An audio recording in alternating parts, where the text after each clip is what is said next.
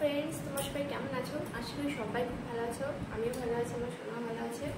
আর বলো, তোমরা সবাই কি করছো?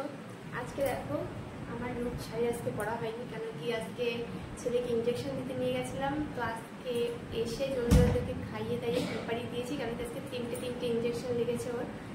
তা এখনো শুয়ে আছে, সমাত্র ঘুম থেকে উঠেছে। এসে ওকে ঘুম পাড়িয়ে দিয়েছিলাম, আর আমি পুজো দিয়ে এসছি রিলস করতে, আমার সঙ্গে কথা বলতে। তো তিনটে ইঞ্জেকশন লেগেছে, যেহেতু একটা হাতে লেগেছে, দুটো দুই পায়ে লেগেছে। তো ভীষণই ব্যথা আজকে। এখন সমাত্র উঠে বসে আছে, আমি এতক্ষণ রিলস বানাচ্ছিলাম। শরীরটাও ভালো না। বলেছে ওখান থেকে, কোরিয়ার সেন্টার থেকে বলেছে যে জ্বরও আসতে পারে, ব্যথা হতে পারে, ঠিক নেই। এখন দেখা যায় কি হয়। জ্বর না আসলে তো মঙ্গল।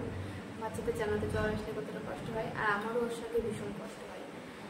তো এখনের মতো টাটা। আমার শোনা উঠে গেছে, যখন ওকে খেয়াল রাখতে হবে।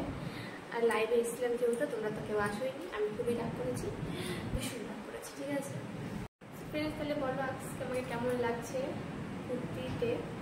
আর এখনের মতো টাটা, বাবাই। সবাই নিজের খেয়াল রাখবে, আর আমাকে এত এত এত এত ভালোবাসা দেবে।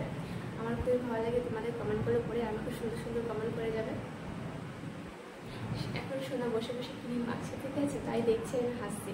তো এখন চলো, সোনাকে এখন খাওয়াতে হবে। ঘুমিয়েছিল 1টার সময়, 3টে বেজে গেছে, খাওয়ানোর টাইম হয়ে গেছে। এখন তো টাটা, বাই বাই।